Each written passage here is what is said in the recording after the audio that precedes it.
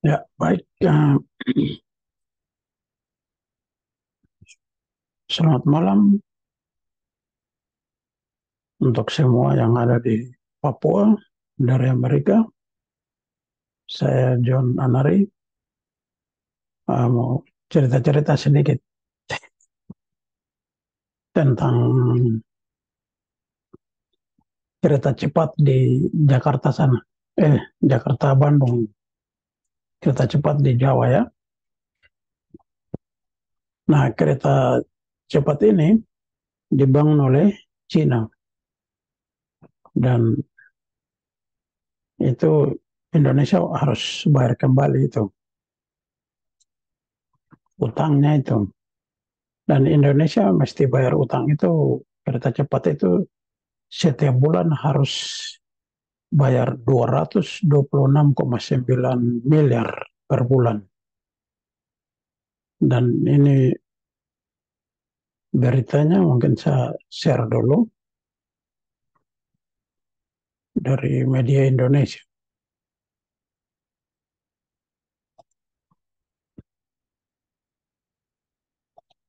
Ya,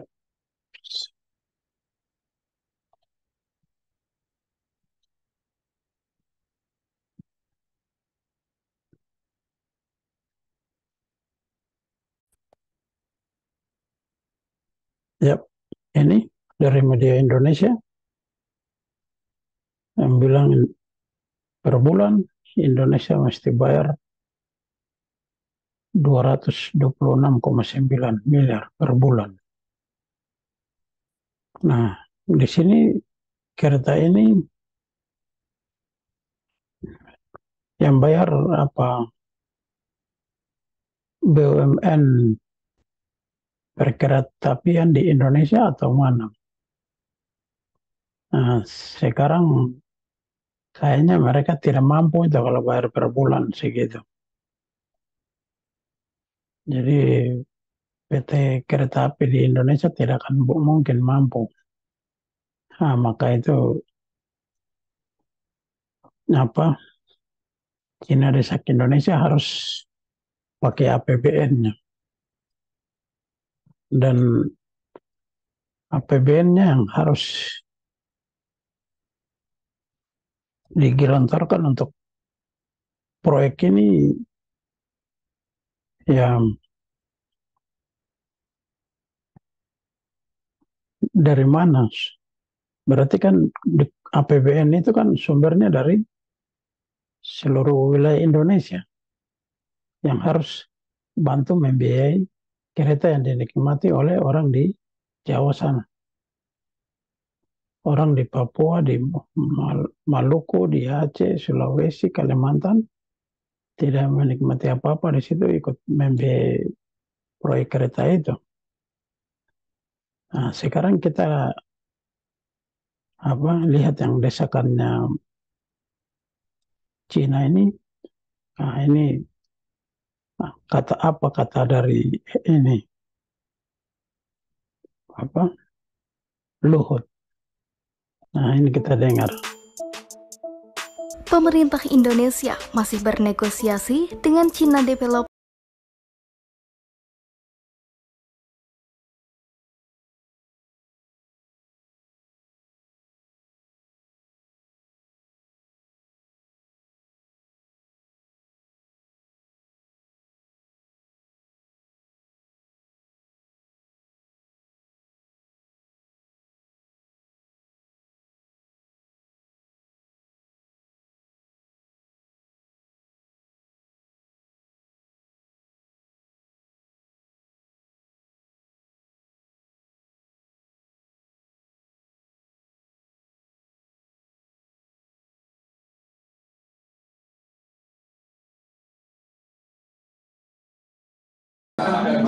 masih ada masalah psikologis ya. Jadi dia maunya dari APBN, tapi kita sudah jelaskan kalau dari APBN itu prosedurnya jadi panjang. Jadi KPPI-nya, KPII, PI, sorry, dari PI itu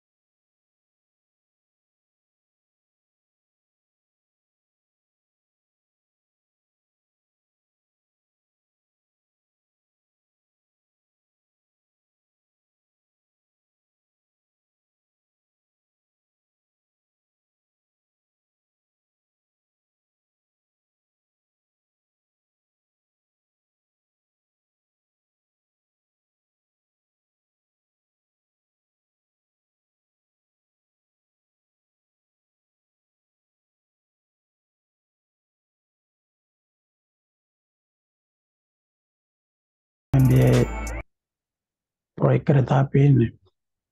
Nah, sekarang kita tinjau APBN Indonesia ini sumbernya dari mana. Dan dari provinsi mana yang paling besar untuk negara Republik Indonesia, kita bisa lihat ini. Seluruh pulau-pulau di Indonesia. Saya Glenny Soktania menemani Anda di Kompas Bisnis. APBN 2023 menargetkan pertumbuhan ekonomi bisa mencapai 5,3%. Sayangnya, sepanjang tahun 2023 ini, Indonesia tak berhasil mencapai target yang ditentukan. Badan Pusat Statistik mengumumkan pertumbuhan ekonomi 2023 hanya mencapai 5,05% secara tahunan. Dan saudara, bagaimana sebenarnya pertumbuhan ekonomi kita selama 5 tahun terakhir? Ini dia datanya untuk Anda. Kita lihat grafisnya cukup fluktuatif ya. Selain tak mencapai target, pertumbuhan ekonomi di 2023 juga melambat jika kita bandingkan pada tahun 2022 yang tumbuh 5,31%. Pada tahun 2021, Indonesia tumbuh 3,7% setelah pada 2020 terkontraksi minus 2% karena pandemi COVID-19. Dan saudara, meski pada tahun 2023 ini Indonesia tak mencapai target, namun angka pertumbuhan ekonominya masih berada sedikit ya di atas pertumbuhan ekonomi pada tahun 2019 yaitu 5,02%. Lalu kenapa pertumbuhan tak mencapai target? Pertama, konsumsi yang selama ini jadi tulang punggung pertumbuhan ekonomi sepanjang 2023 ini melambat, saudara. Dari awalnya 4,94% di 2022 menjadi 4,82% secara tahunan di 2023. Padahal kita tahu konsumsi ini berkontribusi hingga 53% untuk pertumbuhan ekonomi. BPS menjelaskan melambatnya konsumsi rumah tangga terjadi paling besar di kelas menengah atas. Jadi saudara, indikasinya pertumbuhan pajak barang mewah dan penumpang angkutan udara turun. Ini artinya orang-orang kaya mengurangi belanja dan juga liburan. Terkait hal ini, Menko Perekonomian Erlangga Hartarto mengatakan di tahun ini untuk membuat masyarakat mau kembali berbelanja ketimbang menabung adalah dengan memberi kepastian. Sementara untuk masyarakat kelas menengah ke bawah, bantuan sosial masih dipilih pemerintah untuk menggeliatkan konsumsi. Sekarang kita terus memberi kepercayaan untuk masyarakat ada kepastian. Karena biasanya mereka akan less spending kalau mereka merasa bahwa ke depan ada ketidakpastian. Mereka akan menabung. Nah, oleh karena itu kepastian akan menjadi penting, terutama juga bahwa proses. Ya, itu saudara, selain konsumsi yang melambat tahun 2023, yang melambat juga adalah kinerja ekspor. Dari 16% di 2012 hanya menjadi 1,3% di 2023. Ini terjadi karena perlambatan permintaan dari negara tujuan ekspor. Jadi sektor pengeluaran ekspor dan konsumsi sama-sama berkontraksi. Lalu bagaimana dengan lapangan usaha? Ini dia datanya, saudara. Kita lihat yang paling besar pertumbuhannya adalah pertambangan dan juga penggalian sekitar 6,12% dan juga transportasi pergudangan ya 13,96%. Di sini katanya pertambangan yang paling besar. Jadi ekspor hasil tambang ini yang lebih besar. Persen berikutnya tambang ini sekarang ada di mana? Susu ada data lain-lainnya. Kita lihat sebenarnya saudara, transportasi dan pergudangan ini naik cukup tinggi karena didorong oleh kenaikan pengguna angkutan penumpang. Peningkatan volume pengiriman barang ekspor impor, kenaikan kunjungan wisatawan dan juga rangkaian persiapan pemilu. Ya, persiapan pemilu ini juga turut ya meningkatkan mobilitas masyarakat baik yang dilakukan peserta maupun penyelenggara. Ya, itu hingga rapat-rapat. Nah, kalau kita bicara soal pertumbuhan ekonomi, Pulau Jawa ini datanya saudara kita hadirkan. Nah, ini kira-kira datanya saudara kita hadirkan. Nah, ini kira-kira dari barat sampai dia peta Indonesia. Datanya saudara kita hadirkan. Nah, ini kira-kira dari barat sampai Indonesia. Kalau kita bicara soal pertumbuhan ekonomi, Pulau Jawa ini selalu jadi yang paling unggul. Nah, bagaimana dengan tahun 2023? Ini dia peta Indonesia. Datanya saudara kita hadirkan, nah ini kira-kira dari barat sampai Indonesia Timur ini yang PDB, mengalami kontribusi pertumbuhan wilayah. atau cukup signifikan ya memberikan kontribusi adalah wilayah Indonesia Timur. Ada Nah, Maluku, Papua dan juga Sulawesi. Ya, meskipun secara Maluku, Papua, kontribusi tidak Sulawesi. besar, tapi ketiga wilayah ini sepanjang tahun 2023 pertumbuhannya jadi yang paling tinggi, saudara. Ya, Sulawesi, Maluku dan Papua bahkan pertumbuhannya lebih tinggi dibandingkan dengan pertumbuhan Indonesia di sekitaran angka 5%. Nah, BPN Ya, tahan. Di sini pertumbuhan ekonomi di Indonesia yang paling tinggi untuk PDB kontribusi wilayah paling besar adalah Papua dan Sulawesi, Maluku. Nah, tapi Papua punya nih hampir 7% dengan Maluku. Maluku padahal cuma tambang di Halmahera saja nikel. Sehingga di Papua ada tambang nikel di Pulau Gak, di Raja Ampat juga ada. Terus tambang Freeport lagi ada. Nah, Freeport itu yang lebih bokar lagi. Kalau di Bali dan Nusa Tenggara ada PT Newmont di Mataram, tapi tidak terlalu besar. Jadi Papua punya nikel dengan di Raja Ampat dengan Freeport. Ya, kita lanjut lagi. mencatat pertumbuhan di Maluku dan Sulawesi karena industri olahan barang tambang terutama ferronikel. Sementara Kalimantan disumbang dari pembangunan ibu kota negara. Nikel di kedua provinsi tersebut memberikan dampak terhadap pertumbuhan ekonomi yang cukup tinggi di Provinsi Maluku Utara dan Sulawesi Tengah. Provinsi Kalimantan Timur tentunya karena ada aktivitas konstruksi yang tumbuh hampir 15,82% di sisi lapangan usaha dari PDRB Provinsi Kalimantan Timur, dan ini tentunya karena karena adanya aktivitas pembangunan di ibu kota Nusantara. Dan kalau kita lihat dari sisi pengeluaran, pertumbuhan PMTB di Kalimantan Timur juga tumbuh tinggi. Dan ini tentunya karena adanya pembangunan berbagai infrastruktur. Kita lewatkan aja. Nah, ini masalah bahan tambang yang ada di Papua bikin APBD Indonesia naik gitu. Nah, coba kita lihat tambang nikel di Pulau Gak, di Raja Ampat.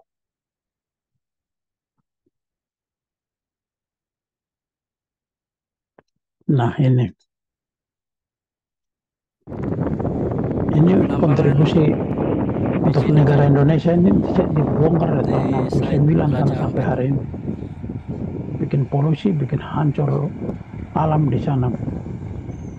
Tapi kontribusi untuk pemerintah Raja Ampat apa maupun Papua juga apa. Yaitu nikel dari Raja Ampat, dan kita lihat Freeport.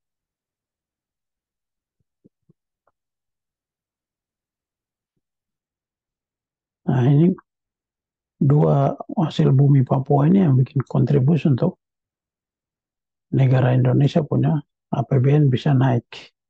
Jadi APBN itu nanti dipakai untuk bayar itu kereta cepat itu. Nah, ini Gunung Grasberg yang sekarang sudah habis ini. Dulunya gunung tapi sekarang jadi kawah besar.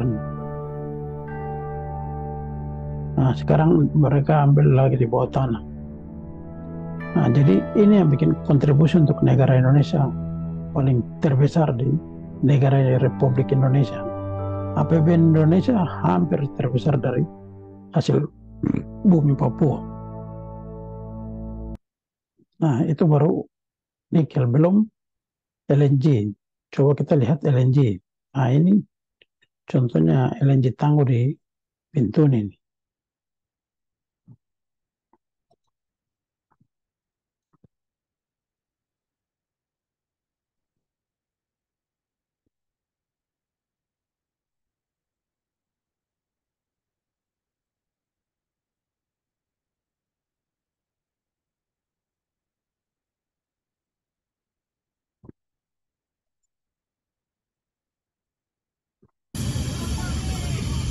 ini LNG Tangguh di Bintuni ini juga, nah, mereka suplai gas, suplai untuk APBN Indonesia sangat besar. Dan ini kapal tanker yang angkut gas dari LNG di Bintuni ini. Lihat contohnya ini, kapal tanker ini, dia punya daya angkut ini hampir 101.957 ton ini, metrik ton gas yang diangkutin. Nah, ini diangkut ke tujuan ke Australia, ada yang diangkut ke Singapura, ada ke Cina, ada ke Meksiko, ada ke Korea. Nah, ini kapal ini, satu kapal besar ini, kita bisa hitung satu kapal besar ini. Tadi dia punya daya tampung kan hampir 101.957 ton. Nah, kalau kita hitung sekarang, coba ya, sekarang kita hitung. Nah ini, nah 101, saya kasih tunjuk tanda panah ini, 101.950 metrik ton. Itu sama dengan 60.154.630 galon. Atau setara dengan 584.808.679,3 kilogram. Nah, sekarang di Indonesia biasa tabung gas yang mereka jual 12 kilogram itu, harga tabung gas yang 12 kilogram harganya 206.000. Nah, 206.000 berarti kalau ini per kilonya dibagi per kilonya 206 bagi 12 dapat, berarti sekilonya per kilo dapat 17.200. Nah, sekarang maka satu kapal tanker LNG yang mengangkut tadi ini 548.879,3 kilogram gas ini, yang bisa satu kapal itu dia bisa mendapat keuntungan yang dari hasil penjualan gas itu. Nah, kalau 1 kilogram kan dapat 17. Kalau 548 juta kilogram berarti dapat berapa? Nah ini berarti dikalikan.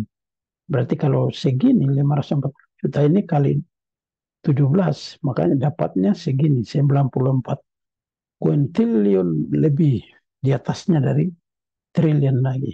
Nah, ini kita lihat dia punya angka-angka ini. Nah, mulai dari ini million, billion, trillion, kuadron, quintillion. 2 kali masih di atas triliun lagi. Bayangkan satu kapal saja itu. Satu kapal itu bisa kasih makan satu Indonesia, apalagi bisa bayar itu. Kereta cepat itu kecil saja, itu tidak ada masalah itu. Nah, jadi di sini apalagi dana otsus yang dikasih ke Papua cuma dulu itu 1 triliun, 2 triliun. Nah, dana otsus sampai terakhir kemarin baru dari 9 triliun terus terakhir kemarin dikasih naik jadi 21 triliun. Nah, coba kita lihat dana otsus.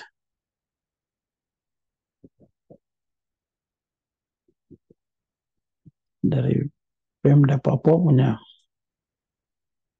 ini boleh, mana itu? Mana nih?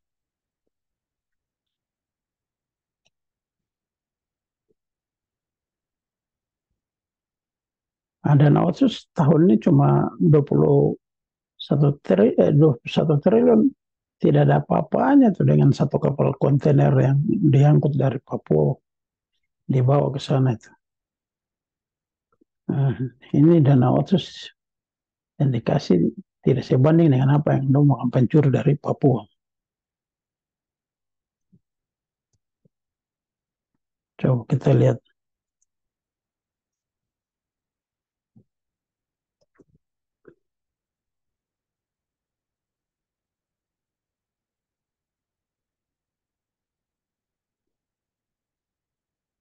Dana otsus sejak tahun 2001 sampai hari ini kita lihat mana NEP ini.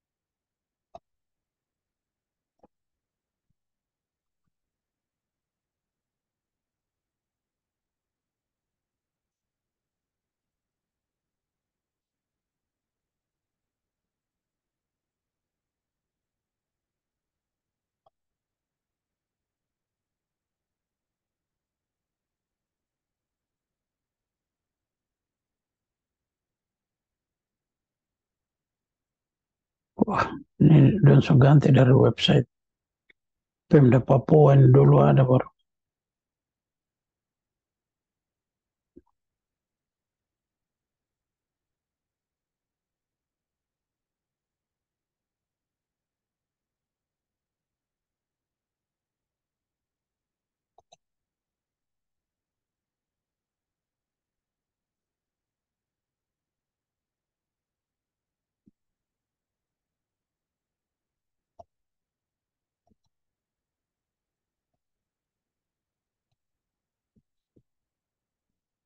Pemda Papua ini orang IT bego-bego.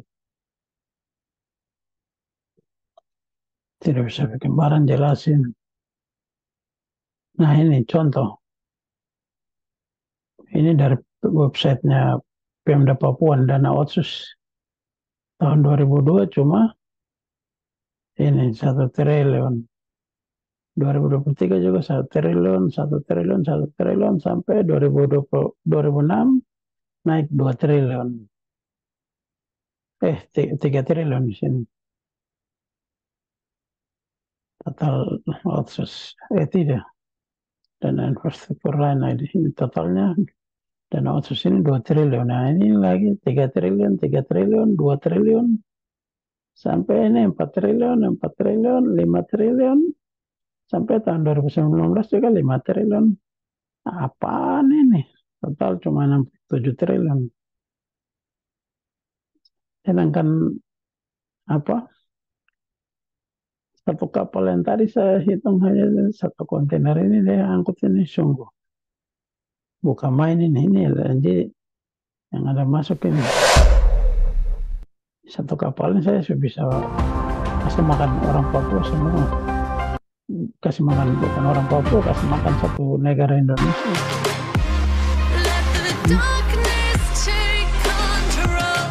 Lihat kapal ini panjangnya 285 hampir 300 meter. Kecepatan 13 knot. Ini kapal raksasa ini. Sampai kapal kontainer lewat saja kecil di sebelah dia. Ini kapal-kapal ini hampir di pelabuhan di Teluk Bintuni untuk pencuri barang dari sana. Baru orang ini apaan itu? Nah jadi kereta ini besok ini nanti pakai uang dari Papua untuk bayar kereta di Jawa sana.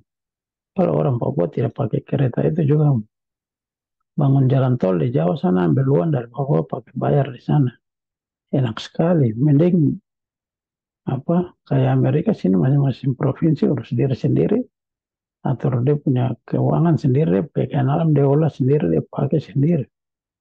Cuma kasih ke pemerintah federal berapa saja, tidak seperti banyak kayak begini. Ini jauh kontrol terus, jadi bukan akan masuk, tapi apa masuk ini dalam yang namanya jebakan hutang atau debt trap. Ikat kontrak antara Indonesia dengan Cina, maka kemudian Cina itu mulai menggulung kita. Pak Jokowi itu kuat sekali, saya nggak setuju ya, kita tahu lah, disingkirkan lah. Ini sedang masuk pada jurang yang salah gitu. Singapura, Malaysia, beban utang pemerintah Malaysia ini terlalu berat. Dia dipaksakan untuk apa? Untuk pencitraan. Berapa penghasilan dari kereta itu berapa? Menutup enggak gitu? Per bulan 226,9 miliar per bulan. Sangat tidak adil gitu ya, sangat tidak adil bagi rakyat. Masa iya pemerintah mencela-mencela? Tapi pemerintah kan punya jalannya sendiri begitu. Pesawat-pesawat untuk nginep di sana. Anggaran influencer itu kan bombastis juga. Jangan hanya untuk membantu pencitraan yang dia tidak tahu gitu dampaknya. Indonesia ini dapat untungnya di mana? Transportasi mubazir, monorail.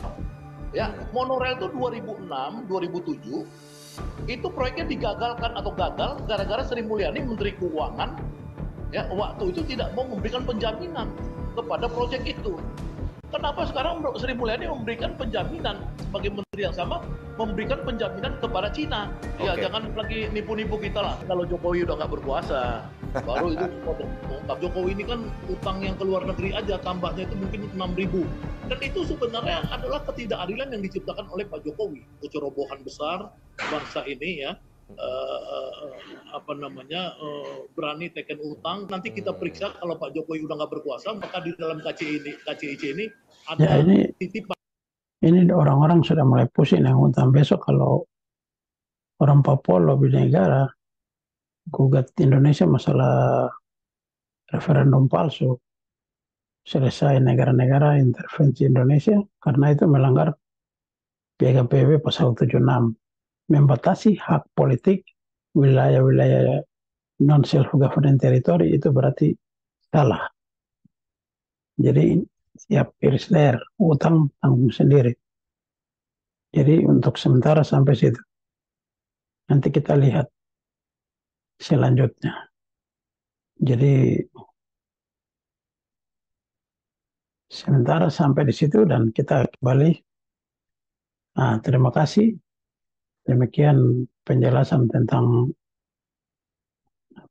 kereta cepat, utang kereta cepat yang akan dinikmati oleh masyarakat di Jawa sana, terus dibebani sama orang-orang dari luar Jawa untuk harus bayar pajak ke sana. Nah, terutama Papua punya pajak yang terbesar, hampir berapa persen dari negara Indonesia punya APBN dapat dari hasil bumi Papua. Belum tambang, belum minyak di Sorong, LNG di Bintuni, belum lagi kelapa sawit di sana, belum lagi proyek MIFE di Merauke itu, dan belum perusahaan ikan lah, perusahaan kayu lah dari Papua, segala macam tete bengek itu akan kasih makan negara Indonesia. Enak sekali buat tindas kita orang Papua menderita. Orang Papua sekolah tidak ada apa-apa, tidak ada fasilitas apa-apa, semua kosong semua. Bangun jembatan merah yang kecil itu saja, bilangnya orang Papua sudah nikmati itu. Pembangunan dari Jokowi, padahal pancuri dari Papua lebih banyak. Jadi saya mau kasih tahu untuk orang Papua, buka mata, jangan tidur, jangan harus pikir nasib anak cucu, jangan sama kayak orang Indian di Amerika ini habis, orang aborigin di Australia sana dapat injak sana. Jadi sementara sampai situ, tetap merdeka, jangan takut, karena kebohongan mau lari sampai sekilat apapun, kebenaran sudah tunggu depan. Terima kasih.